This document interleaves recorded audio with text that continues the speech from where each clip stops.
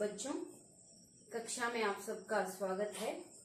कल की कक्षा में हम 10वीं कक्षा का गद्य पाठ गिल्लू को आधा भाग किया था, तो उसका अगला भाग अभी शुरू करेंगे। उससे पहले हम और एक छोटी सी कहानी का वीडियो चित्र देख कर आएंगे। तो वीडियो चित्र अब देखिए। भरा पूरा नगर था। यहाँ एक पंडित रहता था। उसका नाम देव शर्मा था। उसकी पत्नी को बच्चा होने वाला था। समय आया, उसने एक बच्चे को जन्म दिया। वही घड़ी थी जब एक नेवली को भी बच्चा हुआ। बच्चे को जन्म देते ही नेवली मर गई। नेवली का शिशु अनाथ हो गया। पंडिताइन को दया आ गई। वह छोटे नेवले को घर ले आई। अपने बच्चे के साथ साथ उसे भी दूध पिलाती, उसे तेल उबटन भी लगाती। इस तरह वह शिशु नेवले की भी मां बन गई थी। उसके मन में ममता थी। ममता के साथ साथ डर भी था। डर का कारण था कहीं यह नेवला उसके बच्चे को न काट ले। अपने बच्चे से बढ़कर तो संसार में कुछ भी नहीं है। नालायक, कुरूप, मूर्ख, दुष्ट बच्चे को भी देखकर माँ का जी झुक जाता है। लोक प्रचलित नीति के अनुसार अपने बच्चे के शरीर को छूकर माँ को असीम सुख मिलता है। इस सुख के आगे चंदन की शीतलता भी फीकी लगती है। एक दिन पंडिताइन को घर में पानी की जरूरत पड़ी। उसका बेटा सो रहा था। उसने उसे पालने में लिटाया। पानी तो भरना ही था। घड़ा उठाया, जाते जाते रुकी। उसने अपने पति से कहा, मुझे पानी भरना है, मैं तालाब की ओर जा रही हूँ। बच्चे का ध्यान रखना, देखना नेवला उसे काट न ले।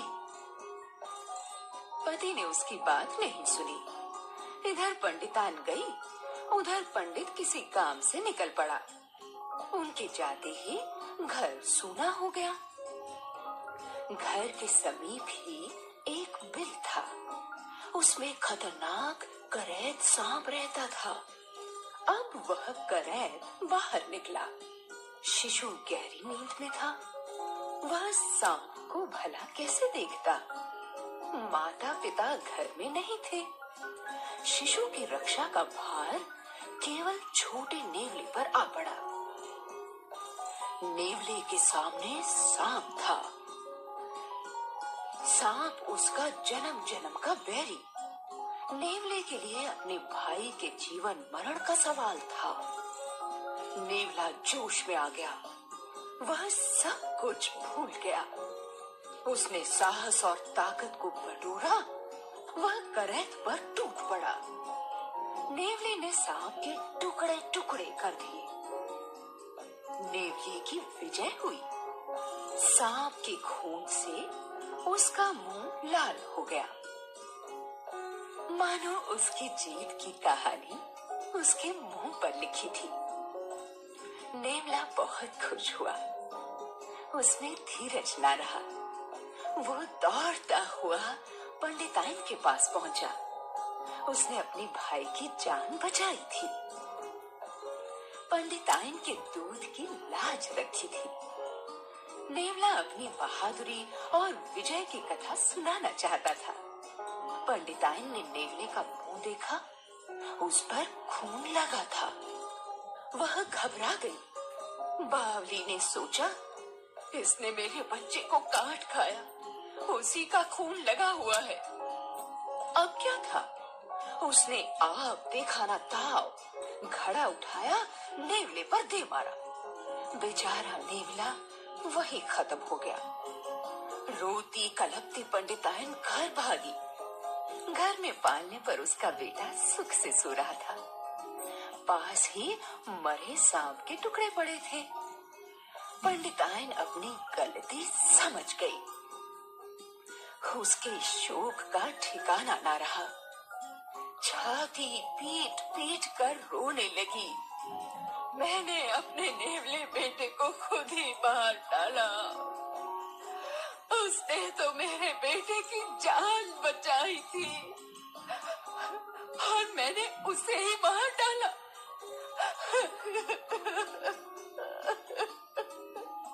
हाय मेरा नेवला,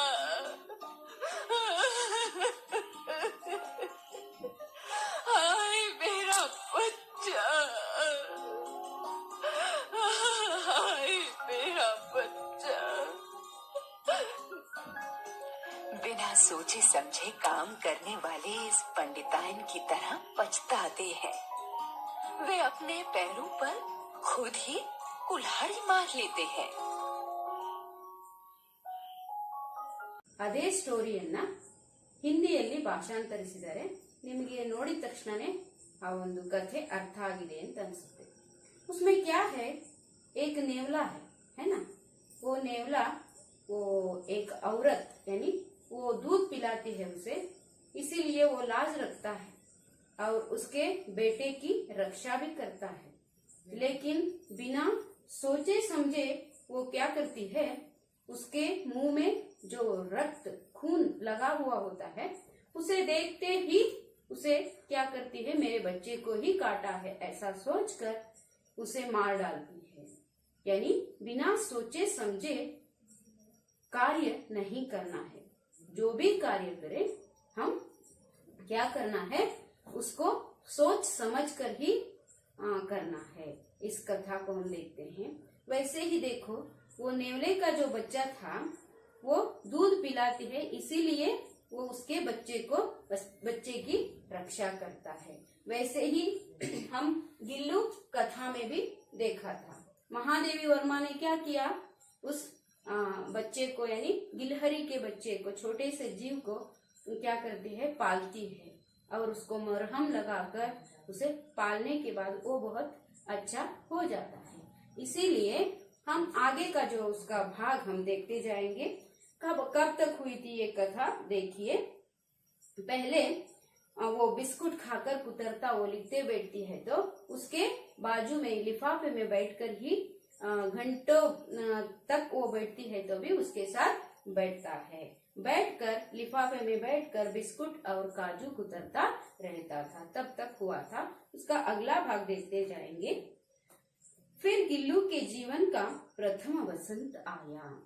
ನೀವು ಕೇಳಿದಿರಾ ಕನ್ನಡದಲ್ಲಿ, ವಸಂತ ಕಾಲ ಬಂದಾಗ ಮಾವು ಚಿಗುರಲೇಬೇಕು, ಕೋಗಿಲೆ ಹಾಡಲೇಬೇಕು, ಕಂಕಣ ಕೂಡಿ ಬಂದಾಗ ಮದುವೆಯಾಗಲೇಬೇಕು, ಮಂಗಳ ವಾದ್ಯ ಮುಳುಗಲೇಬೇಕು ಅಂತ ಹೇಳ್ಬಿಟ್ಟು ನೀವು ಮೊಳಗಲೇಬೇಕು ಅಂತ ಹೇಳ್ಬಿಟ್ಟು ನೀವು ಕೇಳಿದಿರ ತಾನೆ ಪದ್ಯ. ಅಂದ್ರೆ ಒಂದು ಹದಿಹರೆಯದ ವಯಸ್ಸು ಬಂತು ಅಂತ ಹೇಳ್ಬಿಟ್ಟು ಗಿಲ್ಲುವಿನ ಜೀವನದಲ್ಲೂ ಆ ಒಂದು ವಯಸ್ಸಿನ ಪ್ರವೇಶ ಆಗತ್ತೆ ಅಂತ महादेवी वर्मा बरीता होता है। गिल्लू के जीवन का प्रथम वसंत आया। बाहर की गिलहरियां खिड़की की जाली के पास आकर चिक चिक करके न जाने क्या कहने लगी। ಅಂದ್ರೆ ಇದು ಕೂಡ ಒಂದು ಹದಿಹರೆಯದ ವಯಸ್ಸಿಗೆ ಬಂತು। ಅದನ್ನ ನೋಡಿದಂತಹ ಹೊರಗಡೆ ಇರುವ ಇದು ತನ್ನ ಕಿಟಕಿಯಲ್ಲಿ ಜಾಲಿಯಲ್ಲಿ ಕುತ್ಕೊಳ್ತಾ ಇತ್ತು, है ना। इसीलिए तब क्या होता था, वो बाहर की जो गिलहरी है ना, गिलहरियां इसे देखती थी, तो न जाने क्या क्या उसके साथ चिक चिक करके बात करता ये गिल्लू पता नहीं। इसीलिए इसे भी ये क्या करती है, इसे भी बाहर जाने का मन हो रहा है। कब तक इसे घर में ही बांध के रखिए या अपने घर में रखिए, ऐसा सोचकर वो क्या करती है देखेंगे। गिल्लू को जाली के पास बैठकर अपनेपन से बाहर झांकते देखकर मुझे लगा कि इसे मुक्त करना आवश्यक है। यानी ये जाली में यानी खिड़की के जाली में बैठकर बाहर के गिलहरियों को देखता था ना, तब इसके मन में क्या भाव आता है, इसे मुक्त कर देना है, ये बाहर जाना चाहता है ऐसा सोचती है. ಅಂದ್ರೆ ಹೊರಗಡೆ ಇರುವಂತ ಅಳಿಲಿನ ಜೊತೆಗೆ ಒಡನಾಡಲು ಹೋಗ್ಬೇಕು ಅಂತ ಇದರ ಮನಸ್ಸಾಗ್ತಾ ಇದೆ. ಅದಕ್ಕಾಗಿ ಅದು ಹೊರಗಡೆನೆ ಇಣುಕಿ ನೋಡ್ತಾ ಇದೆ. ಹಾಗಾಗಿ ಇದನ್ನ ನಾನೇನ್ ಮಾಡ್ಬಿಡ್ಬೇಕು, ಮುಕ್ತಗೊಳಿಸ್ಬೇಕು, ಅದನ್ನ ತನ್ನ ಪಾಡಿಗೆ ತನಗೆ ಅದಕ್ಕೆ ಹೊರಗೆ ಹೋಗಕ್ಕೆ ಅವಕಾಶ ಕೊಡ್ಬೇಕು ಅಂತ ಯೋಚಿಸ್ತಾಳೆ. मैंने कीले निकालकर जाली का एक कोना खोल दिया और इस मार्ग से गिल्लू ने बाहर जाने पर सचमुच ही मुक्ति की सांस ली. इतने छोटे जीव को घर में पले कुत्ते बिल्लियों से बचाना भी एक समस्या ही थी. मेरे कमरे से बाहर जाने पर वह भी खिड़की की खुली जाली की राह बाहर चला जाता और दिन भर गिलहरियों के झुंड का नेता बना. हर डाल पर उछलता कूदता रहता और ठीक 4 बजे वह खिड़की से भीतर आकर अपने झूले में झूलने लगता. देखिए ये क्या करती है, उसे मुक्त कर देना है. ये बाहर जाना चाहता है तो उसे छोड़ देना है. ऐसा सोचकर खिड़की का एक तरफ का वो जाली निकालती है, उसे जाने के लिए छोड़ देती है. तब उसे बाहर छोड़ते ही मुक्ति की सांस लेती है. क्योंकि मुक्ति की सांस क्यों लेती है, वो अपने घर में एक छोटा सा वो जीव है, उसे पालती रहती है और बाकी बिल्ली कुत्ते सभी हैं, उनसे रोज रक्षा करना है. इसीलिए चिपक के बैठने से काम होता है क्या? नहीं. फिर भी कैसे भी करके उसे बचाना था. इसीलिए उन्होंने वो अभी बाहर जाने वाला है, उसे बाहर जाने देंगे ऐसा सोचकर एक मुक्ति की सांस लेती है. सांस का अर्थ क्या है इधर मैंने लिखा है, देखो. ಉಸಿರು, ಮುಕ್ತಿಯ ಅಂದ್ರೆ ಒಂದು ಸಮಾಧಾನದ ಉಸಿರನ್ನ ಬಿಡ್ತಾಳೆ. ಅಂತೂ ನಾನು ಅದನ್ನ ಬೆಳೆಸಿ ಪೋಷಣೆ ಮಾಡಿದ್ದಕ್ಕೂ ಒಂದು ಸಾರ್ಥಕ ಆಯ್ತಪ್ಪ. ಈಗ ತನ್ನ ಪಾಡಿಗೆ ಇದು ತಾನು ಹೊರಗಡೆ ಹೋಗಿ ತನ್ನದೇ ಆದಂತ ಹೊಸ ಜೀವನವನ್ನ ಶುರು ಮಾಡ್ಕೊಳ್ಳಿ, ನನ್ನ ರಕ್ಷಣೆ ಮಾಡೋ ಕಾರ್ಯ ಮುಗೀತು ಅಂತ ಹೇಳ್ಕೊಂಡು ಮಹಾದೇವಿ ವರ್ಮ ಯೋಚನೆ ಮಾಡಿ ಕಿಟಕಿಯ ಅರ್ಧ ಭಾಗವನ್ನ ಅಂದ್ರೆ ಅರ್ಧ ಕಿಟಕಿಯನ್ನ ಓಪನ್ ಮಾಡ್ತಾರೆ, ಅದು ಹೊರಗಡೆ ಹೋಗುತ್ತೆ. इतने छोटे जीव को घर में पले कुत्ते बिल्लियों से बचाना भी एक समस्या थी. यानी कुत्ते हैं घर में, बिल्लियां हैं, उनसे बचाना भी एक समस्या थी. मेरे कमरे से बाहर जाने पर वह भी खिड़की की खुली जाली की राह बाहर चला जाता और दिन भर गिलहरियों के झुंड का नेता बना. ये अपने कमरे से बाहर आती है ना उठकर, वैसे ही ये भी उसके साथ ही कमरे से बाहर आता और बाहर जाकर उन गिलहरियों का झुंड ही था. झुंड का अर्थ क्या होता है, इधर मैंने लिखा है झुंड यानी गुंपु, समूह होता है. ಅದರಲ್ಲಿ ಏನ್ ಮಾಡುತ್ತೆ, ಅದೆಲ್ಲ ನೇತಾ ಬನ, ನೇತಾ ಯಾನಿ ನಾಯಕ್, ಲೀಡರ್, ಹೀರೋ ಆಗಿ ತನ್ನ ಕಾರ್ಯಕಲಾಪವನ್ನೆಲ್ಲ ಮುಗಿಸ್ಕೊಳ್ತಾ ಇತ್ತು. और दिन भर गिलहरियों के झुंड का नेता बना, हर डाल पर उछलता कूदता रहता और ठीक 4 बजे वह खिड़की से भीतर आकर अपने झूले में झूलने लगता. कैसा करता देखो, ये गया ऐसा सोचती है महादेवी वर्मा, वो नहीं जाता. फिर 4 बजे, शाम की 4 बजे होते ही फिर आकर अपने झूले में झूलता. झूलना ಅಂತ ಹೇಳಿದ್ರೆ ತೂಗಾಡುವುದು. ಅವಳು ಒಂದು ಪಾಟ್ ಕಟ್ಟಿರ್ತಾಳಲ್ಲ, ಅದರಲ್ಲೇ ನೇತಾಡ್ತಾ ತೂಗಾಡ್ತಾ ಕೂತ್ಕೊಳ್ತಾ ಇತ್ತು. मुझे चौंकाने की इच्छा उसमें न जाने कब और कैसे उत्पन्न हो गई थी. यानी चौंकाना का अर्थ होता है ಚಕಿತಗೊಳಿಸುವುದು. ಅವಳನ್ನ ತನ್ನ ಕಡೆ ಆಕರ್ಷಣೆ ಮಾಡಕ್ಕೆ ಅಥವಾ ಚಕಿತಗೊಳಿಸ್ಬೇಕಪ್ಪ, ಅವಳು ತನ್ನ ಕಡೆ ತಿರುಗಿ ನೋಡ್ಬೇಕು. ಅದಕ್ಕೆ ಯಾವಾಗಿಂದ ಈ ಆಸೆ ಉತ್ಪತ್ತಿ ಆಯ್ತೋ ಉದ್ಭವ ಆಯ್ತೋ ಗೊತ್ತಿಲ್ಲ, ಮೂಡ್ತೋ ಆಸೆ ಅಂತ ಹೇಳ್ತಾರೆ. कभी फूलदान के फूलों में छिप जाता, कभी पर्दे की चुन्नट में और कभी सोमजूही की पत्तियों में. ಏನ್ ಮಾಡ್ತಾ ಇತ್ತಪ್ಪ ಅವಳಿಗೆ ಚಕಿತಗೊಳಿಸಬೇಕು ಅಂತಂದ್ರೆ, ಕಭಿ ಫೂಲ್ದಾನ್ ಮೇ, ಫೂಲ್ದಾನ್ ಯಾನಿ ಫ್ಲವರ್ ಪಾಟ್, ಹೂದಾನಿ ಅಂತ ನಾವು ಕರಿತೀವಿ, ಹೌದಾನೆ.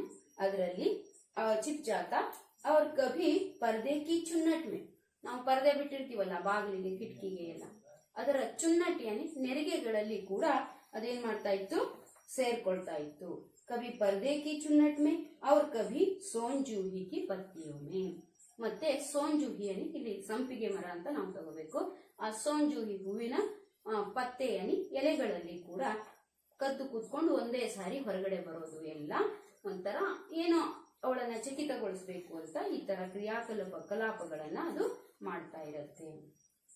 मेरे पास बहुत से पशु पक्षी हैं और उनका मुझसे लगाव भी कम नहीं है, परंतु उनमें से किसी को मेरे साथ मेरी थाली में खाने की हिम्मत हुई है, ऐसा मुझे स्मरण नहीं आता।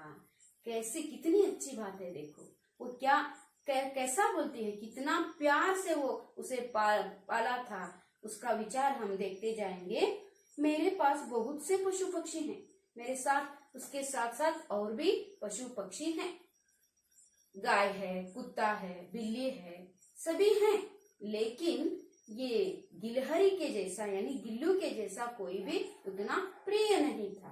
वो कैसा था, उसके साथ लगाव यानी ಅದರ ಜೊತೆಗೆ ಯಾವ ರೀತಿ ಹಚ್ಕೊಂಡಿತ್ತು ಅಂತ ಹೇಳಿದ್ರೆ, परंतु उनमें से किसी को मेरे साथ मेरी थाली में खाने की हिम्मत, उसे अंडरलाइन कीजिए, ನೀವು ಅದನ್ನ ಕೆಳಗಡೆ ರೇಖೆಯನ್ನು ಹಾಕೊಳ್ಳಿ. ಯಾಕೆ ಹೇಳಿ, ಅವಳು ಹೇಳ್ತಾಳೆ, ನಾನು ನನ್ನ ತಟ್ಟೆಯಲ್ಲಿ ಕುತ್ಕೊಂಡು ಅಥವಾ ನನ್ನ ತಟ್ಟೆಯ ಜೊತೆಗೆ ಕುತ್ಕೊಂಡು ನನ್ನ ಜೊತೆಗೆ ಕುತ್ಕೊಂಡು ಊಟ ಮಾಡುವಷ್ಟು ಒಂದು ಇದನ್ನ ನಾನು ಸ್ವಾತಂತ್ರ್ಯವನ್ನ ಬೇರೆ ಯಾವ ಪ್ರಾಣಿ ಪಕ್ಷಿಗಳಿಗೂ ಕೂಡ ಕೊಟ್ಟಿರ್ಲಿಲ್ಲ. ಆದ್ರೆ ಇದು ಅಷ್ಟು ನನಗೆ ಹಚ್ಕೊಂಡಿರೋ ಕಾರಣ ಇದು ನನ್ನ ಜೊತೆಗೆ ಊಟ ಮಾಡ್ತಾ ಇತ್ತು ಅಂತ ಹೇಳಿ ನೆನಪನ್ನ ಮಾಡ್ಕೊಳ್ತಾರೆ.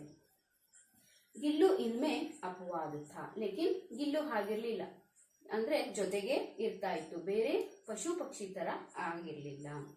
मैं जैसे ही खाने के कमरे में पहुंचती, वह खिड़की से निकलकर आंगन की दीवार बरामदा पार करके मेज पर पहुंच जाता और मेरी थाली में बैठ जाना चाहता, मेरी थाली में बैठ जाना चाहता। बड़ी कठिनाई से मैंने उसे थाली के पास बैठाना सिखाया, जहां बैठकर वह मेरी थाली में से एक एक चावल उठाकर बड़ी सफाई से खाता रहता। काजू उसका प्रिय खाद्य था और कई दिन काजू न मिलने पर वह अन्य खाने की चीजें या तो लेना बंद कर देता था या झूले से नीचे फेंक देता था। ನೋಡಿ ಎಷ್ಟು ಚಿಕ್ಕ ಜೀವಿ ಅದು ಏನೇನ್ ಮಾಡ್ತಾ ಇತ್ತು ನೋಡಿ, ಎಷ್ಟು ಪ್ರೀತಿಯಿಂದ ಮುದ್ದಿನಿಂದ ಅವಳ ಜೊತೆಗೆ ಹೋಗ್ತಾ ಇತ್ತಪ್ಪ ಅಂತ ಹೇಳಿದ್ರೆ, मैंने जैसे ही खाने के कमरे में पहुंचती ಅಂದ್ರೆ ಊಟದ ಕೋಣೆಗೆ ನಾನು ಯಾವಾಗ ಹೋಗ್ತೀನೋ, वह खिड़की से निकलकर आंगन की दीवार बरामदा पार करके, ಕಿಟಕಿ ಸೆ ಅಂದ್ರೆ ಕಿಟಕಿಯಿಂದ ಒಳಗಡೆ ಬಂದು, ಬರಾಮದ ಅಂದ್ರೆ ಪಡಸಾಲೆಯನ್ನ ದಾಟ್ಕೊಂಡು ಅಡಿಗೆ ಮನೆಗೆ ಊಟದ ಹಾಲಿಗೆ ಬಂದ್ಬಿಟ್ಟು ಅವಳ ಜೊತೆಗೆ ಕುತ್ಕೊಳ್ಳಕ್ಕೆ ಅವಳ ತಟ್ಟೆಯಲ್ಲಿನೇ ಬಂದು ಕುತ್ಕೊಳ್ತಾ ಇತ್ತಂತೆ. ತಟ್ಟೆಯ ಸಮೀಪದಲ್ಲಿ ಅಲ್ಲ, ತಟ್ಟೆಯಲ್ಲೇ ಬಂದು ಕುತ್ಕೊಳ್ತಾ ಇತ್ತಂತೆ. बड़ी कठिनाई से मैंने उसे थाली के पास बिठाना सिखाया, ನಾನು ತುಂಬಾ ಕಷ್ಟಪಟ್ಟು ತಟ್ಟೆಯ ಪಕ್ಕದಲ್ಲಿ ಕುತ್ಕೊಂಡು ಊಟ ಮಾಡೋದನ್ನ ಕಲಿಸಿದೆ. जहां बैठकर वह मेरी थाली से एक एक चावल उठाकर बड़ी सफाई से खाता. ನೋಡ್ರಿ, ನಾವಾದ್ರೆ ಏನ್ ಮಾಡ್ತೀವಿ, ಊಟ ಕುತ್ಕೊಂಡಾಗ ತಟ್ಟೆಯ ಸುತ್ತಮುತ್ತ ಅನ್ನವನ್ನ ಅಥವಾ ಊಟವನ್ನ ಚೆಲ್ಲಿರ್ತೀವಿ. लेकिन ये ऐसा नहीं करता, ये कैसे सिखाती है वैसा सीखता, ಅಂದ್ರೆ ಅವಳು ಹೇಗೆ ಕಲಿಸ್ತಾಳೋ ಹಾಗೆ ಅದು ಕಲಿತಾ ಇತ್ತು. उसके थाली के बाजू में बैठकर एक एक चावल लेकर बड़ी सफाई से, ಸ್ವಚ್ಛತೆಯಿಂದ ಒಂದೊಂದೇ ಅನ್ನದ ಅಗುಳನ್ನ ತಗೊಂಡೋದು ತಿಂತಾ ಇತ್ತು. ಕಾಜು ಉಸ್ಕಾ ಪ್ರಿಯ ಖಾದ್ಯ ಥಾ, ಅದರಲ್ಲಿ ಕೂಡ ಅದಕ್ಕೆ ಗೋಡಂಬಿ ಅಂದ್ರೆ ತುಂಬಾ ಇಷ್ಟವಾದ ಊಟ ಆಗಿತ್ತು. और कई दिन काजू न मिलने पर वह अन्य खाने की चीजें या तो लेना बंद कर देता, ಬೇರೆ ಯಾವುದೇ ಒಂದು ಊಟವನ್ನ ಏನೇ ಹಾಕಿದ್ರು ಕೂಡ ಅದು ತಿಂತಾ ಇರಲಿಲ್ಲ. ಇಲ್ಲ ಅಂತ ಹೇಳಿದ್ರೆ ತನ್ನ ಜೋಳಿಯಿಂದ ಅದನ್ನೇನ್ ಮಾಡ್ತಾ ಇತ್ತು, ತೆಗೆದು ಹೊರಗಡೆ ಬಿಸಾಕ್ತಾ ಇತ್ತು. ಅಂದ್ರೆ मुझे ये पसंद नहीं है, ये खाना नहीं चाहिए, मुझे चाहिए क्या, काजू, ऐसा सोचता. वहां पर एक चित्र भी दिया है, देखा है ना, क्या देखा है, बाजू में बैठकर महादेवी वर्मा के बाजू में ही बैठकर वो सफाई से एक एक चावल उठाकर खाना खा रहा है. उसी बीच में मोटर दुर्घटना में आहत होकर कुछ दिन अस्पताल में रहना पड़ा. एक बार एक घटना घटी. क्या हुआ, मोटर दुर्घटना में इनको महादेवी वर्मा को चोट लगी तो इसीलिए अस्पताल में रहना पड़ा। उन दिनों जब मेरे कमरे का दरवाजा खोला जाता, गिल्लू अपने झूले से उतरकर दौड़ता और फिर किसी दूसरे को देखकर तेजी से अपने घोंसले में जा बैठता। ये अस्पताल में रही थी ना, इसीलिए इसका कमरा कभी कभी एक बार ओपन करते थे, यानी निकालते थे। तब वो क्या करता, ये खोलकर कोई अंदर जाकर आने के बाद महादेवी वर्मा जी ने ही उस कमरे से बाहर आ रही है ऐसा सोचते हुए उन्होंने वह जाकर देखता है, लेकिन दूसरों को देखने के बाद अपना मुंह उतारकर वो वापस आता था। अपने घोंसले से जा बैठता, देखकर तेजी से, यानी महादेवी वर्मा जी ही आ गई ऐसा सोचता और जाता, वो दूसरों को देखकर अपने घोंसले में जाकर बैठता। सब उसे काजू दे जाते।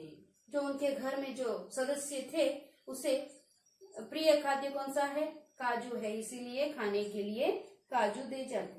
परंतु अस्पताल से लौटकर जब मैंने उसके झूले की सफाई की तो उसमें काजू भरे मिले, जिनसे ज्ञात होता है कि वह उन दिनों अपना प्रिय खाद्य कितना कम खाता रहा।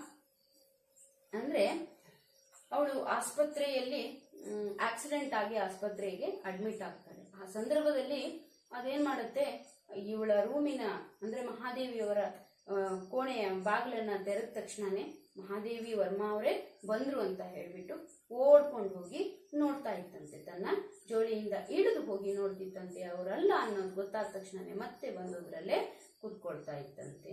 ಉನ್ಕೆ ಘರ್ ಮೇ ರಹೆ ಸದಸ್ಯ ಅಂದ್ರೆ ಅವ್ರ ಮನೆಯಲ್ಲಿ ಇರಿದಂತಹ ಸದಸ್ಯರು ಅದಕ್ಕೆ ಇಷ್ಟವಾದಂತಹ ಪ್ರೀತಿಯ ಊಟವನ್ನ ಅಂದ್ರೆ ಗೋಡಂಬಿಯನ್ನ ಕೊಡ್ತಾ ಇದ್ರಂತೆ. ಲೇಕಿನ್ वह नहीं खाता था।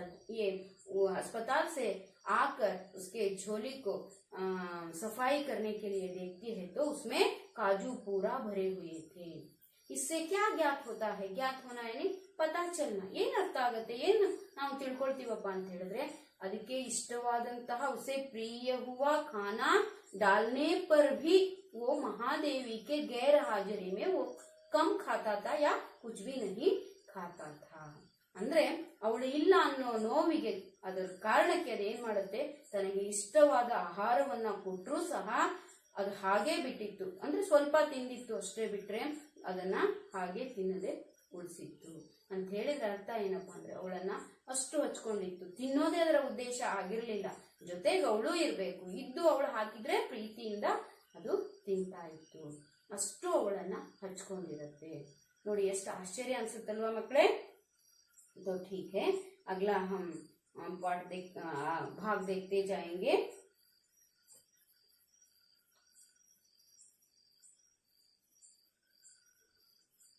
जब उसे काजू दे जाते, परंतु अस्पताल से लौटकर जब मैंने उसके झूले की सफाई की तो उसमें काजू भरे मिले, जिनसे ज्ञात होता था कि वह उन दिनों अपना प्रिय खाद्य कितना कम खाता था। प्रश्न पूछते हैं तो आप उत्तर देना होगा। उसका प्रिय खाद्य कौन सा था? हाँ, एस, कौन सा? काजू था। तो उसका प्रिय खाद्य क्यों कम खाता था? मैं प्रश्न पूछने पर आप उत्तर देंगे ना, क्योंकि दुर्घटना के कारण महादेवी वर्मा ने अस्पताल में भर्ती होना पड़ा। इनके गैर हाजिरी में ये घर में अकेला पड़ गया, इसी कारण से वो नहीं है ऐसा सोचकर वो अपना प्रिय खाद्य भी बहुत कम खाता था। है ना, उत्तर लिख सकते हैं। आगे देखेंगे। मेरी अस्वस्थता में वह तकिए पर सिरहाने बैठकर अपने नन्हे नन्हे पंजों से मेरे सिर और बालों को हौले हौले सहलाता रहता। नोड़ी, एक माँ अपने बच्चे के लिए क्या करती है, जो बीमार पड़ता है, नहीं तो वो सोता रहता है, सुलाती रहती है, प्यार से वो क्या करती है, उसके सिरहाने बैठकर, यानी ಅವಳ ದಿಂಬಿನ ಅಂದ್ರೆ ತಲೆ ದಿಂಬಿನ ಹತ್ರ, ತಲೆ ಹತ್ರ ಕೂತ್ಕೊಂಡು क्या करती है, नन्हे यानी अपने हाथों से उसे क्या करती है, सहलाती है। वैसे ही ये इतना छोटा सा जीव महादेवी वर्मा को वो बीमार पड़ती है तो वो इसमें तकिए के इसमें सो जाती है तो उसके सिरहाने बैठकर उसका सिर हौले हौले से सहलाता था। ಅಂದ್ರೆ ಅವಳು ಹಾಸಿಗೆ ಹಿಡ್ಕೊಂಡು ಮಲ್ಕೊಂಡಾವಾಗ ಹುಷಾರಿಲ್ಲ ಅಂತ ಏನಾದ್ರೂ ಮಲಗಿದ್ಲು ಅಂದ್ರೆ ತಲೆದಿಂಬಿನ ಹತ್ರ ಹೋಗಿ ಕುತ್ಕೊಂಡು ತನ್ನ ಎರಡು ನನ್ಹೇಸೆ ಪಂಜೋಸೆ ತನ್ನ ಎರಡು ಕೂದಲುಗಳಿಂದ ತುಂಬಿದಂತಹ ಎರಡು ಕೈಗಳಿಂದ ಅಥವಾ ತನ್ನ ಕಾಲುಗಳಿಂದ ಏನ್ ಮಾಡ್ತಾ ಇರುತ್ತೆ, ಅವಳನ್ನ ತಲೆಯನ್ನ ಕೈ ತಲೆಯಲ್ಲಿ ಇಟ್ಟು ನೇವರಿಸ್ತಾ ಇರುತ್ತೆ. ಸೆಹಲಾನ ಅಂದ್ರೆ ನೇವರಿಸ್ತಾ ಇರುತ್ತೆ. ಒಂದು ತಾಯಿ ಮಗುವಿಗೆ ಯಾವ ರೀತಿ ಸಂರಕ್ಷಣೆಯನ್ನ ಮಾಡ್ತಾಳೆ ಅಥವಾ ಆ ರೀತಿಯಾಗಿ ಅದು ಕೂಡ ಮಾಡ್ತಾ ಹೋಗುತ್ತೆ. गर्मियों में जब मैं दोपहर में काम करती रहती तो गिल्लू न बाहर जाता न अपने झूले में बैठता, वह मेरे पास रखी सुराही पर लेट जाता और इस प्रकार समीप भी रहता और ठंडक में भी रहता. गर्मियों में, गर्मी यानी ಬೇಸಿಗೆ, ಬಿಸಿಲು ಕಾಲದಲ್ಲಿ ಏನ್ ಮಾಡ್ತಾ ಇತ್ತಪ್ಪ ಅಂದ್ರೆ ದೋಪಹರ್, ದೋ ಅಂದ್ರೆ ಎರಡು, ಪಹರ್ ಅಂದ್ರೆ ಗಳಿಗೆ, ಅಂದ್ರೆ ಮಧ್ಯಾಹ್ನದ ಅವಧಿಯಲ್ಲಿ वो क्या करता है, काम करती रहती तो ಏನಾದ್ರೂ ಕೆಲಸ ಮಾಡ್ತಾ ಇದ್ಲಪ್ಪ ಅಂತ ಹೇಳಿದ್ರೆ न बाहर जाता. हम ऐसा करते हैं क्या, माँ काम कर रही है तो हम जाकर उसको सहायता या मदद करते हैं? नहीं, मुझे खेलने जाना है माँ, कुछ बहाने बनाकर हम क्या करते हैं, बाहर दौड़ते हैं. लेकिन ये ऐसा नहीं करता, ये काम में जुड़ जाती है तो उसके साथ ही ये रहता. वो अंदर रसोई में काम करती है तो रसोई में रहता, बाहर काम करती है तो बाहर रहता. वो लिखने के लिए बैठ जाती है तो उसके बाजू में मैंने कहा था लिफाफे में अपने दो नन्हे पैरों को बाहर डालकर घंटों बैठ जाता. हम बैठते हैं क्या? देखिए वो कितना उसके साथ लगाव था, है ना बच्चों. तो इसीलिए वो कहती है मैं काम करने जाती हूँ तो मेरे साथ ही रहता. गर्मियों में वो ठंडक में भी रहता और मेरे साथ भी रहता. उसके लिए एक बहाना यानी ಉಪಾಯ खोज निकाला था. ಒಂದು ತರ್ಕೀಬನ್ನ ಅಂದ್ರೆ ಒಂದು ಉಪಾಯವನ್ನ ಮಾಡ್ತಾ ಇತ್ತು. ಏನಪ್ಪಾ ಅಂತ ಹೇಳಿದ್ರೆ ಅವಳು ಕೆಲಸ ಮಾಡೋ ಸಂದರ್ಭದಲ್ಲಿ ಅಡಿಗೆ ಕೋಣೆಯಲ್ಲಿ ಇಟ್ಟಿರುವಂತಹ ಸುರಾಹಿ ಪರ್, ಸುರಾಹಿ ಅಂದ್ರೆ ನೀರಿನ ಹೂಜಿ, ಆ ನೀರಿನ ಹೂಜಿ ಮೇಲೆ ಏನ್ ಮಾಡ್ತಾ ಇತ್ತು, ಅದು ಮಲ್ಕೊಳ್ತಾ ಇತ್ತು. ಲೇಟ್ ಜಾತ ಅಂದ್ರೆ ಮಲ್ಕೊಳ್ತಾ ಇತ್ತು. ಯಾಕೆ ಅಂತ ಹೇಳಿದ್ರೆ ಕ್ಯೂ ಐಸಾ ಕರ್ತಾ, सुराही पर ही क्यों लेटता, उसके साथ भी रहने जैसा होना है और ठंडक में भी रहना है. ತಂಪು ಅನ್ಸುತ್ತೆ ಬೇಸಿಗೆಯಲ್ಲಿ, ಜೊತೆಗೆ ಅವಳ ಜೊತೆಗೂ ಇದ್ದಂಗಾಗುತ್ತೆ ಅನ್ನೋ ಕಾರಣಕ್ಕೆ ನೀರಿನ ಹೂಜಿಯ ಮೇಲೆ ಮುಟ್ಟಿರುವಂತಹ ಪ್ಲೇಟ್ ಮೇಲೆ ಮಲ್ಕೊಳ್ತಾ ಇತ್ತಂತೆ. ನೋಡಿ ಎಂತ ಒಂದು ಸಣ್ಣ ಸಣ್ಣ ಘಟನೆ ಆದ್ರೂ ಮೆಮೊರೇಬಲ್ ಅಲ್ವಾ, ನೆನಪಿಡುವಂತಹ ಘಟನೆಗಳು ಅವಳ ಜೀವನದಲ್ಲಿ ಆ ಗಿಲ್ಲುವಿನ ಜೊತೆಗೆ ನಡೆದಿದೆ. ಅದಕ್ಕಾಗಿ ಅವಳು ಇಂತಹ ಒಂದು ಪಾಠವನ್ನ ಬರೆಯುವ ಒಂದು ಅವಕಾಶ ಆಗಿದೆ. गिलहरियों के जीवन की अवधि 2 वर्ष से अधिक नहीं होती. ಅಂದ್ರೆ ಗಿಲ್ಹರಿ ಅಳಿಲುಗಳ ಜೀವನ ಅವಧಿ 2 ವರ್ಷಕ್ಕಿಂತ ಹೆಚ್ಚು ಇರೋದಿಲ್ಲ. अतः गिल्लू की जीवन यात्रा का अंत आ ही गया. ಅಂದ್ರೆ ಗಿಲ್ಲುವಿನ ಅಂದ್ರೆ ಅಳಿಲಿನ ಜೀವನದ ಕೊನೆಯ ಹಂತ ಘಟ್ಟ ಸಮೀಪ ಆಗೇ ಬಿಡ್ತು. ಯಾಕೆ ಹೇಳಿ, 2 ವರ್ಷ. ಅದರ ಜೀವಿತಾವಧಿ ಎಷ್ಟು ವರ್ಷ, 2 ವರ್ಷ. ಮನುಷ್ಯಂದು ನಾವು 100 ವರ್ಷ ಅಂತೀವಿ, ಲೇಕಿನ್ अब कहाँ तक आ गया है, 60-50 तक आ गया है. क्यों, उसके बारे में और एक दिन ಚರ್ಚಾ ಕರೆಂगे. ಯಾಕೆ 50 ವರ್ಷಕ್ಕೆ ಬಂದು ನಿಂತಿದೆ ನಮ್ದು ಜೀವಿತಾವಧಿ ಅಂದ್ರೆ ಸ್ವತಃ ನಾವೇ ಅದಕ್ಕೆ ಕಾರಣಕರ್ತರಾಗಿದ್ದೇವೆ. ಮೊದಲಿನವರೆಲ್ಲ ಎಷ್ಟು ವರ್ಷ ಬದುಕ್ತಾ ಇದ್ರು, 100, 110, 115 ವರ್ಷಗಳವರೆಗೂ ಬದುಕಿರುವವರನ್ನ ನಾವು ನೀವು ಕೂಡ ನೋಡಿದೀವಿ. ಆದ್ರೆ ಈಗಿನವರು ಬದುಕ್ತಿದಾರ, ಈಗಿನ ಜನರೇಷನ್ ಬದುಕ್ತಾ ಇಲ್ಲ ಅಲ್ವಾ. ಹಾಗಾಗಿ ಮಕ್ಕಳೇ, ಇಲ್ಲಿ ಅಳಿಲಿನ ಜೀವಿತಾವಧಿ ಎಷ್ಟು ವರ್ಷ ಅಂತ ಹೇಳಿದೆ, ಸಿರ್ಫ್ 2 साल. तो इसकी भी जीवितावधि का अंतिम जो अवधि आ गई. दिन भर उसने न कुछ खाया न बाहर गया. ಇಡೀ ದಿನ ಏನೂ ತಿಂದಿಲ್ಲ, ಯಾಕೋ ಸಪ್ಪಗೆ ಇತ್ತು, ಹೊರಗಡೆನೂ ಆಟ ಆಡಕ್ಕೆ ಹೋಗಲಿಲ್ಲ. पंजे इतने ठंडे रहे थे कि मैंने जाकर हीटर जलाया और उसे उष्णता देने का प्रयत्न किया. ಹೀಟರ್ ಅನ್ನ ಆನ್ ಮಾಡಿ ಉಷ್ಣತೆಯನ್ನ ಕೊಡೋದಕ್ಕೆ, ಬಿಸಿಯನ್ನ ಮುಟ್ಟಿಸೋದಕ್ಕೆ ಏನೋ ಮಾಡಿ ಅದನ್ನ ರಕ್ಷಣೆ ಮಾಡಬೇಕು, ಯಾಕೋ ತಣ್ಣಗಾಗಿದೆ ಅನ್ನೋ ಕಾರಣಕ್ಕೆ ಎಷ್ಟೋ ಕಷ್ಟಪಟ್ಟು ಅದಕ್ಕೆ ಹೀಟರ್ನ ಹಚ್ಚಿ ಬಿಸಿಯನ್ನ ಅಂದ್ರೆ ಉಷ್ಣತೆಯನ್ನ, ಶಾಖವನ್ನ ಕೊಡೋದಕ್ಕೆ ಪ್ರಯತ್ನ ಮಾಡ್ತಾಳೆ. ಪರಂತು ಪ್ರಭಾತ್ ಕಿ ಪ್ರಥಮ ಕಿರಣಕ್ಕೆ ಸಾಥ್ ಹಿ ವಹ ಚಿರನಿದ್ರಾ ಮೈ ಸೂರ್ಯ. ಪ್ರಭಾತ್ ಯಾನಿ ಸುಬಹ, ಬೆಳಿಗ್ಗೆ ಮುಂಜಾವಿನ ಸಮಯದಲ್ಲಿ ಏನಾಗೋಯ್ತು, ಬೆಳಗಿನ ಜಾವದಲ್ಲಿ ಈ ಸೂರ್ಯನ ಪ್ರಥಮ ಕಿರಣಗಳು ಭೂಮಿಗೆ ಸ್ಪರ್ಶಿಸುವಂತಹ ಸಮಯದಲ್ಲಿ ಗಿಲ್ಲು ತನ್ನ ಜೀವನ ಯಾತ್ರೆಯನ್ನ ಮುಗಿಸಿತು. ಪರಂತು ಪ್ರಭಾತ್ ಕಿ ಪ್ರಥಮ ಕಿರಣಕ್ಕೆ ಸಾಥ್, ಬೆಳಗಾಗ್ತಿದ್ದಂಗೆನೆ ಏನಾಯ್ತು, ಸೂರ್ಯ ಉದಯಿಸುತ್ತಿರುವಂತೆಯೇ ಇದು ಚಿರನಿದ್ರೆಯಲ್ಲಿ ಜಾರಿತು. ಸೂರ್ಯ ನಮ್ಮನ್ನ ಏನ್ ಮಾಡ್ತಾನೆ, ಎಬ್ಬಿಸ್ತಾನೆ. ಆದ್ರೆ ಅವತ್ತು ಗಿಲ್ಲುವಿನ ಜೀವನದಲ್ಲಿ ಚಿರನಿದ್ರೆಯಲ್ಲಿ ಜಾರುವಂತ ಒಂದು ಸಮಯ ಅದಾಗಿತ್ತು.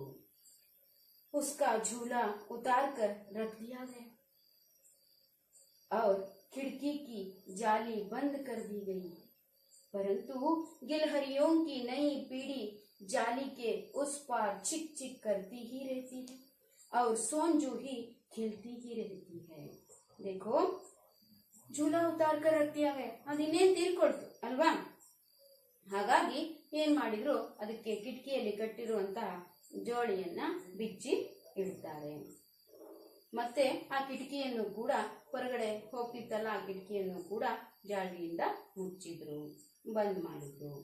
ಪರಂತು ಗಿಲ್ಹರಿಯೋ ಕಿ ನೈ ಪೀಡಿ ಜಾಲಿಗೆ ಉಸ್ ಪಾರ್, ಅಂದ್ರೆ ಪೀಡಿ ಅಂದ್ರೆ ಏನಂತ ಹೇಳ್ತಾರೆ, ತಲೆಮಾರು ಅಂದ್ರೆ ಹಿಂದಿನ ಎಲ್ಲ ಇವು ಕೂಡ ಅಳಿಲುಗಳು ಏನ್ ಮಾಡ್ತಾ ಇದ್ವು, ಇದು ಸತ್ರು ಕೂಡ ಅದರ ಹಿಂದಿನ ಅಳಿಲುಗಳ ಹೊರಗಡೆ ಇರುವಂತವು ಏನ್ ಮಾಡ್ತಿದಾವೆ, ಅವು ಚಿಕ್ ಚಿಕ್ ಅಂತ ಆ ಮರದ ಮೇಲೆ ಕುತ್ಕೊಂಡು ಆವಾಜ್ ಸ್ವರವನ್ನ ಹೊರ ಹಾಕ್ತಿದಾವೆ. ಆದ್ರೆ ಗಿಲ್ಲು ಅಲ್ಲಿ ಇರೋದಿಲ್ಲ. ಅವ್ರ ಸೋಂಜೂಹಿ ಖಿಲ್ತಿ ಹಿ ರಹಿ, ಅದೇ ರೀತಿ ಆ ಹೂವುಗಳು ಅರಳ್ತಾನೆ ಇದ್ವು, ಆದ್ರೆ ಆ ಇರುವಂತ ಗಿಲ್ಲು ಇರಲಿಲ್ಲ. ಬದಲಾಗಿ ಬೇರೆ ಅಳಿಲುಗಳು ಅದರಲ್ಲಿ ಓಡಾಡ್ತಾ ತಮ್ಮ ಧ್ವನಿಯನ್ನ ಹೊರಗಡೆ ಹಾಕ್ತಾ ಚಿಕ್ ಚಿಕ್ ಅಂತ ಖುಷಿಯಿಂದ ಓಡಾಡ್ಕೊಂಡು ಜೀವನವನ್ನ ಕಳೀತಾ ಇದ್ವು. ಸೋಂಜೂಹಿ ಕಿ ಲತಾ ಕೆ ನೀಚೆ ಗಿಲ್ಲು ಕಿ ಸಮಾಧಿ ಹೈ.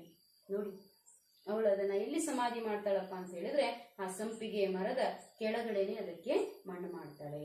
ಇಸ್ಲಿಯೇ ಭಿ ಕಿ ಉಸೆ ವಹ ಲತಾ ಸಬ್ಸೆ ಅಧಿಕ ಪ್ರಿಯ ಥಿ, ಕ್ಯೂಕಿ ಉಸ್ ಗಿಲ್ಹರಿ ಕೋ वो सोनजूही की लता, ಲತಾ ಅಂದ್ರೆ ಬಳ್ಳಿ ಅಂತ ತಗೊಳ್ಬಾರ್ದು, ನಾವು ಮರ ಅಂತ ತಗೊಳ್ತೀವಿ. ಸಂಪಿಗೆ ಮರ ಇರುತ್ತೆ, ಅದು ಬಳ್ಳಿ ಇರೋದಿಲ್ಲ. ಆದ್ರೂ ಇಲ್ಲಿ ಲತಾ ಅಂತ ಕೊಟ್ಟಿದ್ದಾರೆ, ಏನು ಮಾಡಕ್ಕಾಗಲ್ಲ, ನೀವು ಅದನ್ನ ಲತಾ ಅಂತಾನೆ ಹೇಳಿ, ತೊಂದರೆ ಇಲ್ಲ. ಆದ್ರೆ ಅಲ್ಲಿ ಏನಾಯ್ತಪ್ಪ ಅಂತ ಹೇಳಿದ್ರೆ, ಅದರ ಮರದ ಕೆಳಗೇನೆ ಯಾಕೆ ಸಮಾಧಿ ಮಾಡಿದ್ದು, ಮಣ್ಣು ಮಾಡಿದ್ದು ಅದನ್ನ ಅಂತ ಹೇಳಿದ್ರೆ, ಅದಕ್ಕೆ ಆ ಮರ ತುಂಬಾ ಪ್ರಿಯವಾಗಿತ್ತು. ಜೊತೆಗೆ ಇಸ್ಲಿಯೇ ಭಿ ಕಿ ಉಸ್ ಲಘು ಗಾತ್ ಕಾ ಕಿಸಿ वासंती दिन जूही के पीताब छोटे फूल के रूप में खिल जाने का विश्वास मुझे संतोष देता है. ಅದರಲ್ಲಿ ಅರಳಿದಂತ ಆ ಒಂದು ಹೂವನ್ನ ನೋಡಿದ ತಕ್ಷಣನೇ ಅವಳಿಗೆ ಆ ಒಂದು ಅಳಿಲಿನ ನೆನಪಾಗತ್ತೆ. ಪ್ರತಿಯೊಂದು ಹೂವು ಕೂಡ ಆ ಅಳಿಲಿನ ನೆನಪನ್ನ ಕೊಡುತ್ತೆ ಅನ್ನೋ ಕಾರಣಕ್ಕೆ ಅದಕ್ಕೆ ಇಷ್ಟವಾಗಿತ್ತು, ಅಪ್ರಿಯವಾಗಿತ್ತು ಆ ಮರ ಅನ್ನೋ ಕಾರಣಕ್ಕೂ ಕೂಡ. ಯಾಕಂದ್ರೆ ಹೊರಗಡೆ ಆಟ ಆಡಕ್ ಹೋದ್ರೆ ಆ ಮರದ ಮೇಲೆ ಕುತ್ಕೊಳ್ತಾ ಇತ್ತು. ಬೇರೆ ಅಳಿಲುಗಳ ಜೊತೆಗೆ ನಾಯಕನಾಗಿ ಆಟ ಆಡಿದ್ರೂ ಸಹ ಮತ್ತೆ ವಾಪಸ್ ಬಂದು ಕುತ್ಕೊಳ್ಳೋದು ಆ ಜೋಲಿಯಲ್ಲೇ ಆಗಿತ್ತು. ಹಾಗಾಗಿ ಅವಳೇನ್ ಮಾಡ್ತಾಳೆ, ಅದೇ ಮರದ ಕೆಳಗಡೆ ಮಾಡ್ತಾಳೆ. ಜೊತೆಗೆ ಅದರ ಸವಿ ನೆನಪಾಗಿ ಆ ಹೂವನ್ನ ನೋಡಿದ ತಕ್ಷಣ ಅದನ್ನ ನೆನಪು ಮಾಡ್ಕೊಳ್ಳುವಂತ ಒಂದು ಅವಕಾಶ ಸಿಗ್ಲಿ ಅನ್ನೋ ಕಾರಣಕ್ಕೆ ಅದನ್ನಲ್ಲೇ ಸಮಾಧಿ ಮಾಡ್ತಾಳೆ. ಅವಳಿಗೆ ಅದು ನೋಡಿದ ತಕ್ಷಣನೇ ಗಿಲ್ಲು ನೆನಪಾಗಿ ಒಂಥರ ಸಂತೋಷ ಆಗ್ತಾ ಇತ್ತಂತೆ. ಇದು ಒಂದು ಹೂವಾಗಿ ಅರಳಿ ಬಂದಿದೆ ಅನ್ನೋ ರೀತಿಯಲ್ಲಿ ಅದನ್ನ ಪ್ರತಿಯೊಂದು ಹೂವನ್ನು ಹೊಸ ರೀತಿಯಲ್ಲಿ ಅವಳು ನೋಡ್ತಾ ಇದ್ದಂತೆ. ಮಕ್ಕಳೇ, ಗೊತ್ತಾಯ್ತಲ್ಲ ನಿಮಗೆ, ಈ ಪೂರ್ಣ ಪಾಠದ ಸಾರಾಂಶ ನಾವು ಈಗ ನೋಡಿದೀವಿ. ಮುಂದಿನ ಭಾಗ ಏನಪ್ಪಾ ಅಂತ ಹೇಳಿದ್ರೆ ಪ್ರಶ್ನೋತ್ತರಗಳು. ಪ್ರಶ್ನೋತ್ತರಗಳಲ್ಲಿ ನಾನು ಏನ್ ಮಾಡಿದ್ದೀನಿ, ಏನು ಒಂದು ವಾಕ್ಯದ ಉತ್ತರಗಳನ್ನು ಸುಮಾರು ಹೇಳಿದ್ದೀನಿ.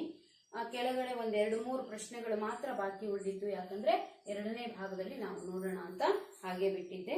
ಈಗ ಪೂರ್ಣ ಪಾಠ ಮುಗ್ದಿದೆ. ನೀವು ಅದನ್ನು ಕೂಡ ಓದಿದ್ರೆ ಆ ಪ್ರಶ್ನೆಗಳಿಗೂ ಕೂಡ ಉತ್ತರವನ್ನ ನೀವೇ ಬರಿತೀರಲ್ವಾ. ಅದೇ ರೀತಿ 2-3 ವಾಕ್ಯಗಳಲ್ಲೂ ಸಹ ಉತ್ತರಗಳು ನಿಮಗೆ ನೋಡೋದಕ್ಕೆ ಸಿಗತ್ತೆ. ಅದೇ ರೀತಿ ಉಳಿದ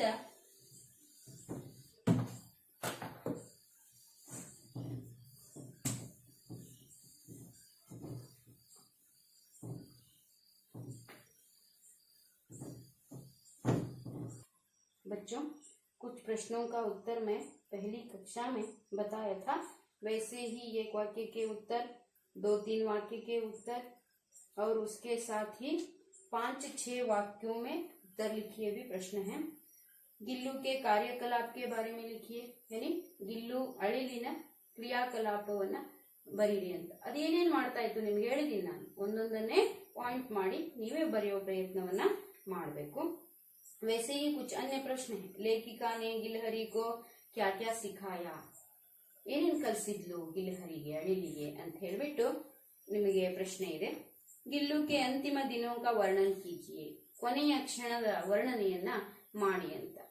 ಹೇಗಿತ್ತು ಅದು, ಮೊದ್ಲೇನ್ ಮಾಡ್ತಾ ಇತ್ತು, ಜೊತೆಗೆ ಕೊನೆಗೇನಾಯ್ತು, 2 ವರ್ಷ ಅದರ ಜೀವಿತಾವಧಿ ಅಂತ ಜಸ್ಟ್ ನಾನು ಹೇಳಿದೀನಿ. ಅದಕ್ಕೆ ಉತ್ತರವನ್ನು ನೀವೇ ಬರಿಬೇಕು. ಗಿಲ್ಲುಕ್ಕೆ ಪ್ರತಿ ಮಹಾದೇವಿ ವರ್ಮಾಜಿ ಕಿ ಮಮತಾ ಕಾ ವರ್ಣನ್ ಕೀಜಿಯೇ, ಪೂರ್ತಿ ಇದರಲ್ಲಿ ತುಂಬಿರೋದೇ ಮಹಾದೇವಿ ವರ್ಮಾಳ ಮಮತೆ, ಹೌದ್ ತಾನೆ? ಇಡೀ ಪಾಠದಲ್ಲಿ ಅದರ ಮೇಲೆ ಪ್ರೀತಿ ಇರೋದ್ರಿಂದ ತಾನೇ ಅಷ್ಟೆಲ್ಲ ಅದಕ್ಕೆ ಸಹಾಯವನ್ನ ಮಾಡಿ ತನ್ನ ಜೊತೆಗೆ ಇಟ್ಕೊಂಡು, ನಾನು ಹೇಳಿದೆ ತಟ್ಟೆಯಲ್ಲೇ ಕುತ್ಕೊಂಡು ಊಟ ಮಾಡ್ತಿತ್ತಂತೆ ಅಂತ, ಜೊತೆಗೆ ಪಕ್ಕದಲ್ಲಿ ಕುತ್ಕೊಂಡು ಊಟ ಮಾಡೋದನ್ನ ನಾನೇ ಕಲಿಸಿದೆ ಅಂತ. ಬೇರೆ ಪ್ರಾಣಿ ಪಕ್ಷಿಗಳು ನನ್ನ ಜೊತೆಗಿದ್ರು ಸಹ ನಾನು ಏನ್ ಮಾಡ್ತಿದ್ದೆ, ಇಷ್ಟು ಹಚ್ಕೊಂಡಿರ್ಲಿಲ್ಲ, ಆದ್ರೆ ಇದಕ್ಕೆ ಅಷ್ಟು ಸ್ವಾತಂತ್ರ್ಯವನ್ನ ಕೊಟ್ಟಿದ್ದೆ ಅಂತ. ಹಾಗಾಗಿ ಈ ವರ್ಣನೆಯನ್ನು ಸಹ ನೀವು ಬರ್ಕೊಂಡು ಬನ್ನಿ, ನಿಮ್ಮದೇ ಆದ ವಾಕ್ಯದಲ್ಲಿ ಪ್ರಯತ್ನಿಸಿ. ಅದು ತಪ್ಪಾಗಿದ್ರೆ ಅದನ್ನ ಸರಿಪಡಿಸೋ ಕೆಲಸ ನಾವು ಮಾಡೋಣ. ಎಲ್ಲದಕ್ಕೂ ನಾವು ರೆಡಿ ಉತ್ತರವನ್ನ ಕೊಟ್ರೆ ನೀವೇನೂ ಪ್ರಯತ್ನವನ್ನ ಮಾಡೋದಿಲ್ಲ. ಏನಪ್ಪಾ ಅಂದ್ರೆ ನಾನು ಬರೆದಿರ್ತೀನಿ ಬೋರ್ಡ್ ಮೇಲೆ, ಅದನ್ನೇ ಬರ್ಕೊಳ್ಳೋದು, ಹಾಗೆ ಮತ್ತೆ ಸೈನ್ ಹಾಕ್ಸ್ಕೊಂಡು ಮುಚ್ಚಿ ಹಾಗೆ ಹೇಳ್ತೀರಾ. ಹಾಗೆ ಮಾಡಬಾರ್ದು.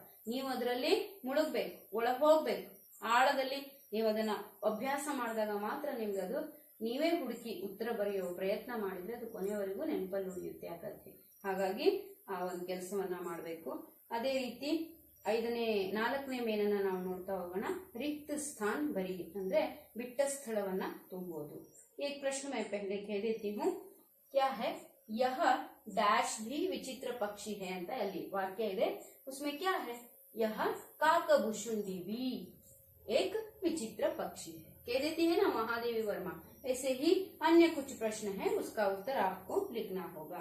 उसी बीच मुझे डैश में आहत होकर कुछ दिन अस्पताल में रहना पड़ा ಅಂತ ಒಂದು ಪ್ರಶ್ನೆ ಇದೆ. गिल्लू के जीवन का प्रथम डैश आया, मेरे पास बहुत से डैश हैं, गिल्लू की डैश का अंत आ ही गया. ಹೌದಾ, ಜೀವನ ಯಾತ್ರಾ ಕಾ ಅಂತ್ ಆ ಹಿ ಗಯಾ. ಈ ತರ ನೀವು ಪ್ರಶ್ನೆಯನ್ನ ಪಾಠ ಓದಿದ್ರೆ ನಿಮ್ಗೆ ಉತ್ತರ ಸಿಕ್ಕೇ ಸಿಗತ್ತೆ. ಇಲ್ಲ ಅಂದ್ರೆ ನಮ್ಮ ಬಾಯಲ್ಲಿ ಏನು ಉತ್ತರ ಬರುತ್ತೋ ಅಲ್ಲಿ ಏನ್ ಬರಿತೀರಾ ಹೊರತು ಎಲ್ಲಿದೆ ಇದು ವಾಕ್ಯ ಅಂತ ಹುಡುಕೋ ಪ್ರಯತ್ನ ನೀವು ಮಾಡಲ್ಲ. ಆ ಕೆಲಸ ನೀವು ಮಾಡ್ಲಿ ಅಂತ ನಾನು ನಿಮಗೆ ಬಿಟ್ಕೊಡ್ತಾ ಇದ್ದೀನಿ. उसके बाद ಅನುರೂಪಕ್ಕೆ ಶಬ್ದ ಲಿಖಿಯೇ ಅಂತಿದೆ. ಅನುರೂಪದ ಪ್ರಶ್ನೆಗೂ ಸಹ ನೀವು ಏನ್ ಮಾಡ್ಬೇಕಾಗತ್ತೆ, ಉತ್ತರವನ್ನ ಕೊಡ್ಬೇಕಾಗತ್ತೆ. ಅದ್ರಲ್ಲಿ ಒಂದು ನಾನು ಬರ್ದಿದ್ದೀನಿ ಅನುರೂಪದ್ದು. 1907 महादेवी वर्मा जी का जन्म हुआ तो 1987 डैश ಅಂತ ಕೊಟ್ಟಿದ್ದಾರೆ. ಮಹಾದೇವಿ ವರ್ಮಾಜಿ ಕಾ ನಿಧನ್ ಅಂದ್ರೆ ಹುಟ್ಟಿದ್ದು ಇಷ್ಟರಲ್ಲಿ ಆದರೆ ಇದು ಏನು ಅಂತ ಕೇಳಿದ್ದಾರೆ. ನೀವೇನ್ ಬರೀಬೇಕು, ಇದು ಅವಳ ನಿಧನ ದೇಹಾಂತ ಆಗಿರುವಂತ ಇಸ್ವಿ, ಅದನ್ನ ಹುಡುಕಿ ಬರೀಬೇಕು. वैसे ही लिख लीजिए, एक लिखते हैं तो आपको समझ में आ जाएगा, ऐसे ही दूसरा लिखना है, क्योंकि पहले पाठ 2-3 पाठों में भी आप यानी 9वीं कक्षा में भी सुना है, देखा है अनुरूप के प्रश्न कैसे होते हैं, उनका उत्तर किस प्रकार देना है ना बच्चों? आप होशियार बच्चे हैं, है कि नहीं? मैं थोड़ा कह देती हूँ तो पूरा आगे का भाग आप भी भर देते हैं, मुझे पता है. तो इसीलिए मैंने सिर्फ एक यहाँ पर वाक्य लिखा है, नीचे और कुछ वाक्य है, उनका पूरा उत्तर पूरा करना है. उसके बाद कन्नड़ में अनुवाद कीजिए या अंग्रेजी में. नहीं, आप सिर्फ कन्नड़ में करते हैं तो भी बस, करना है तो आप अंग्रेजी में भी कर सकते हैं. ये क्या है, दिन भर गिल्लू ने न कुछ खाया न वह बाहर गया. ಅಂದ್ರೆ ದಿನವಿಡೀ ಗಿಲ್ಲು ಅಥವಾ ಅಳಿಲು ಏನನ್ನು ತಿನ್ನಲಿಲ್ಲ, ಹೊರಗಡೆಯೂ ಸಹ ಹೋಗ್ಲಿಲ್ಲ ಅನ್ನೋದು. ಅದೇ ರೀತಿ ಇನ್ನೂ ಕೆಲವೊಂದು ವಾಕ್ಯಗಳಿದಾವೆ. ನೀವೇ ಅದರ ಉತ್ತರವನ್ನ ಕನ್ನಡದಲ್ಲಿ ಬರೆಯೋದು, ಮತ್ತೇನಿಲ್ಲ. ಹಾಗೆ ಬರೆಯುವಂತ ಪ್ರಯತ್ನವನ್ನ ಮಾಡಿ. दिए गई सही स्त्रीलिंग शब्दों को चुनकर संबंधित पुल्लिंग शब्द के आगे लिखिए ಅಂತ ಕೊಟ್ಟಿದ್ದಾರೆ. ಅಲ್ಲಿ ಕೆಲವೊಂದು ಬ್ರಾಕೆಟ್ ಅಲ್ಲಿ ಒಂದಿಷ್ಟು ಶಬ್ದವನ್ನ ಕೊಟ್ಟಿದ್ದಾರೆ. ಮಯೂರಿ, ಲೇಖಿಕಾ, ಶ್ರೀಮತಿ, ಕುತಿಯಾ ಅಂತ ಹೇಳಿ.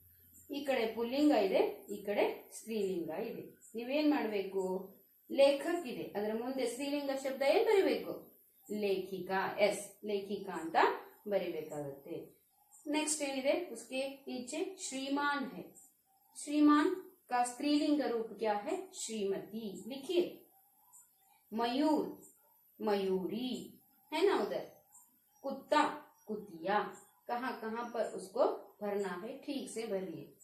आप गलती मत कीजिए. मयूर के बाजू में जाकर श्रीमती को लिखना, लेखक के बाजू में जाकर मयूरी को लिखना, ऐसा मत कीजिए. क्योंकि लेखक यानी लेखकರು, ಲೇಖಿಕಾ ಅಂದ್ರೆ ಲೇಖಕಿ ಅಂತ. ಅಲ್ಲಿ ಮಯೂರಿ ಬರೆದ್ರೆ ಸರಿ ಹೋಗತ್ತಾ, ಇಲ್ಲ ತಾನೆ. ಸ್ವಲ್ಪ ತಲೆಯನ್ನ, ಗಮನವನ್ನ ನಿಮ್ಮ ಹತ್ರನೇ ಇಟ್ಕೊಂಡು ಪ್ರಯತ್ನ ಮಾಡಿ ಬರೆಯಿರಿ. ಖಾಲಿ ಜಗಹ ಬರಿಯೇ ಅಂತ ಕೊಟ್ಟಿದ್ದಾರೆ. ಈ ಕಡೆ ಏಕವಚನ, ಈ ಕಡೆ ಬಹುವಚನವನ್ನ ಕೊಟ್ಟಿದ್ದಾರೆ. ಉಂಗ್ಲಿ, ಉಂಗ್ಲಿಯಾ. ಆಂಖೆ, ಆಂಖೆ, ಆಂಖ್ ಅಂತ ಹೇಳಿ ನೀವು ಬರಿಬೇಕಾಗುತ್ತೆ. ಉಸ್ಕೆ ಬಾದ್ ಫೂಲ್, ಲಿಫಾಫಾ, ಕವ್ವ, ಕವ್ವೆ, ಈ ತರ ಎಲ್ಲ ಶಬ್ದಗಳಿದಾವೆ. ಅದನ್ನು ಕೂಡ ಭರ್ತಿ ಮಾಡಬೇಕು. ಉದಾಹರಣಾನುಸಾರ ಪ್ರೇರಣಾರ್ಥ ಕ್ರಿಯಾರೂಪ ಲಿಖಿಯೇ. ಉದಾಹರಣೆ ಕೊಟ್ಟಿದೆ. ನಾನು 9th ಕ್ಲಾಸ್ ಅಲ್ಲಿ ಹೇಳಿದ್ದೀನಿ, ಪ್ರೇರಣಾರ್ಥ ಕ್ರಿಯೆ ಬಗ್ಗೆ ಸಂಪೂರ್ಣವಾದ ಮಾಹಿತಿಯನ್ನ ನಿಮಗೆ ಕೊಟ್ಟಿದ್ದೀನಿ. ಆನ ಅಂತ ಯಾವಾಗ ಬರುತ್ತೆ, ವಾನ ಅನ್ನೋದನ್ನ ಯಾವಾಗ ಬಳಸ್ತಾರೆ, ಪ್ರಥಮ ಪ್ರೇರಣೆಯಲ್ಲಿ ಆನ ಅಂತ ಬಳಸಿದ್ರೆ ದ್ವಿತೀಯ ಪ್ರೇರಣೆಯಲ್ಲಿ ವಾನ ಅನ್ನುವ ಶಬ್ದ ಒಂದೇ ಉಚ್ಚಾರಣೆ ಆಗತ್ತೆ ಅಂತ. तो कैसे देखते जाएंगे. चिपकना, चिपकाना, आना. चिपकवाना, वाना है तो दूसरी प्रेरणार्थक क्रिया, आना है तो प्रथम प्रेरणार्थक क्रिया. लिखना, लिखाना, लिखवाना. मिलना, मिलाना, मिलवाना. चलना, चलाना, चलवाना. वैसे ही अन्य अनेक शब्द हैं, उनको भी आप पूरा कीजिए. उसके बाद यहाँ पर ವಿಲೋಮ ಶಬ್ದ ಅಂದ್ರೆ ವಿರುದ್ಧಾರ್ಥಕ ಪದಗಳು ಕೂಡ ಕೊಟ್ಟಿದ್ದಾರೆ. ಅದಕ್ಕೆ ಉದಾಹರಣೆಯಾಗಿ ಒಂದೊಂದು ಕೊಟ್ಟಿದ್ದಾರೆ. ನೀವು ಆರಾಮಾಗಿ ಅದನ್ನ ಮಾಡಬಹುದು. ನನ್ನ ಸಹಾಯವೇ ನಿಮಗೆ ಬೇಕು ಅಂತ ಅನ್ಸೋದಿಲ್ಲ. ನೋಡಿ, ನಿಕಟ್, ನಿಕಟ್ ಅಂದ್ರೆ ಏನು, ಪಾಸ್, ಹತ್ತಿರ. ಅದರ ವಿರುದ್ಧ ಪದ ಏನು, ದೂರ. ಗೊತ್ತಾನೆ. ವೈಸೆ ಹಿ ದಿನ್, ದಿನ. ರಾತ್, ರಾತ್ರಿ. ಗೊತ್ತಾನೆ. ಭೀತರ್, ಭೀತರ್ ಯಾನಿ ಒಳಗೆ. ಬಾಹರ್ ಅಂದ್ರೆ ಹೊರಗೆ. ಅದನ್ನ ಬರಿಬೇಕಾಗುತ್ತೆ. ಚಡನ, ಚಡನ ಅಂದ್ರೆ ಏನು, ಹತ್ತೋದು. ಉತ್ತರ್ನ ಅಂತ ಹೇಳಿದ್ರೆ ಇಳಿಯೋದು. ಆ ತರಹದ ಉತ್ತರಗಳನ್ನ ಬರಿಬೇಕು. ಉಪಯೋಗ, ಅನುಪಯೋಗ. ಉಪಸ್ಥಿತಿ, ಅನುಪಸ್ಥಿತಿ. ಉಚಿತ್, ಅನುಚಿತ್. ಅನು ಹಚ್ಚೋದ್ರಿಂದ ಅಲ್ಲಿ ಏನಾಗತ್ತೆ, ಶಬ್ದ ವಿರುದ್ಧಾರ್ಥಕವಾಗಿ ಹೇಗೆ ಬದಲಾವಣೆ ಆಗತ್ತೆ ನೋಡ್ತಾ ಹೋಗ್ಬೋದು. ವಿಶ್ವಾಸ್, ಅವಿಶ್ವಾಸ್. ಅ ಹಚ್ಚಿದ್ರೆ, ಅನು ಹಚ್ಚಿದ್ರೆ ಹೇಗಿರುತ್ತೆ ನೋಡಿ. ಪ್ರಿಯ, ಅಪ್ರಿಯ. ಸಂತೋಷ್, ಅಸಂತೋಷ್. ಸ್ವಯಂ, ಅಸ್ವಯಂ. ಈ ತರ ಎಲ್ಲ ನೀವು ಮಾಡ್ತಾ ಹೋಗ್ಬೋದು. ಬುದ್ಧಿಮಾನ್, ಬುದ್ಧಿಹೀನ್. ಶಕ್ತಿಮಾನ್, ಶಕ್ತಿಹೀನ್. ದಯಾವಾನ್, ದಯಾಹೀನ್. ಈ ತರ ಬರಿಬೇಕಾಗುತ್ತೆ. ಬೇ ಹಚ್ಚಿ ಯಾವ ರೀತಿಯ ವ್ಯಯವನ್ನ ಮಾಡಬಹುದು ನೋಡಿ. ಹೋಶ್, ಬೇಹೋಶ್. ಖಬರ್, ಬೇಖಬರ್. ಚೈನ್, ಬೇಚೈನ್. ಬೇ ಹಚ್ಚಿದ್ರೆ ಆಯ್ತಷ್ಟೇ. ಯಾಕಂದ್ರೆ ಮೇಲ್ಗಡೆ ಒಂದು ಉದಾಹರಣೆಯನ್ನ ನಿಮಗೆ ಅವರು ಮಾಡ್ಲಿ ಅನ್ನೋ ಕಾರಣಕ್ಕೆ ಸರಳವಾಗಿರುವಂತದ್ದನ್ನು ಕೊಟ್ಟಿದ್ದಾರೆ. ಅದ್ರ ಪ್ರಕಾರನೇ ನೀವು ಮಾಡ್ತಾ ಹೋಗ್ಬೇಕು. ಧನ್, ನಿರ್ಧನ್. ನೀ ಹಚ್ಚಿದಿರ. ಜನ್, ನಿರ್ಜನ್. ಬಲ್, ನಿರ್ಬಲ್. ಗುಣ್, ನಿರ್ಗುಣ್. ಈ ತರಹ ಪದವನ್ನ ಕೊಡ್ಬೇಕಾಗುತ್ತೆ. ಸಮಾನಾರ್ಥಕ ಶಬ್ದಕ್ಕೂ ಚುನ್ಕರ್ ಲಿಖಿ. ಇಲ್ಲಿ ಶಬ್ದಗಳನ್ನ ಕೊಟ್ಟಿದ್ದಾರೆ. ಅದರಲ್ಲಿ ಸಮಾನಾರ್ಥಕವಾದ ಶಬ್ದ ಯಾವುದು ಬರುತ್ತೆ ಅಂತ ನೋಡ್ತಾ ಹೋಗೋಣ. ಖಾನಾ, ಶರೀರ್, ಚಿಕಿತ್ಸಾ, ಇಲಾಜ್, ದೇಹ್, तलाश, भोजन, साहस, अचरज, धैर्य, ढूंढ, आश्चर्य, ये सभी शब्द हैं. उसके सामने कौन सा शब्द ठीक लगता है उसे डालते जाएंगे. गात, ನಾನು ತುಂಬಾ ಸರಿ ಹೇಳಿದ್ದೀನಿ. ಗಾತ್ ಅಂದ್ರೆ ಏನು, ದೇಹ, ಶರೀರ. ಇಲ್ಲಿದೆ ತಾನೆ, ಹುಡುಕ್ಬೇಕು. ಅದನ್ನ ಹುಡುಕಿ ಬರೆಯುವಂತಹ ಪ್ರಯತ್ನ ಮಾಡಿದ್ರೆ ನಿಮ್ಮ ಮೈಂಡ್ ಶಾರ್ಪ್ ಆಗುತ್ತೆ. ಕೇವಲ ಮಿಸ್ ಮಾತ್ರ ಮಾಡ್ತಾ ಹೋದ್ರೆ ಏನಾಗುತ್ತೆ, ಮಿಸ್ ಜಾಣರಾಗ್ತಾರೆ ಮಕ್ಕಳು, ನೀವು ದಡ್ಡರಾಗ್ತೀವಿ. ದಡ್ಡರಾಗ್ಬೇಕಾ? ಇಲ್ಲ ತಾನೆ ಮಕ್ಕಳೇ. ಅದಕ್ಕಾಗಿ ಇದಕ್ಕೆ ತಕ್ಕಂತಹ ಶಬ್ದಗಳನ್ನ ತಮ್ಮ ಅಭ್ಯಾಸ ಕಾರ್ಯದಲ್ಲಿ ಬರ್ಕೊಂಡು ಬರೋದಕ್ಕೆ ಪ್ರಯತ್ನ ಮಾಡಿ. ಅರ್ಥವಾಯ್ತಾ? ಹಾಗೇನೆ ಇಲ್ಲಿ ಕಾರಕಗಳನ್ನ ಕೊಟ್ಟಿದ್ದಾರೆ. ನಾನು ಕಾರಕಗಳನ್ನ ವಿಭಕ್ತಿ ಪ್ರತ್ಯಯಗಳನ್ನ ಮಾಡಿದೀನಿ ಅಲ್ವಾ? ಹಾಗಾದ್ರೆ ಇಲ್ಲಿ ಗಮಲೇಕೆ ಚಾರೋ ಓರ್ ಅಂತ ಒಂದು ವಾಕ್ಯ ಇದೆ. ಗಮಲೇಕೆ ಕೆ ಅಂತ ಬಂದ್ರೆ ಯಾವ ಕಾರಕ? ಸಂಬಂಧ ಕಾರಕ, ಹೌದಾನೆ? ಹಾಗೇನೆ ಮೂಹ್ ಮೇ ಏಕ್ ಬೂಂದ್ ಪಾನಿ ಆತರ ಕೊಟ್ಟಿದ್ದಾರೆ.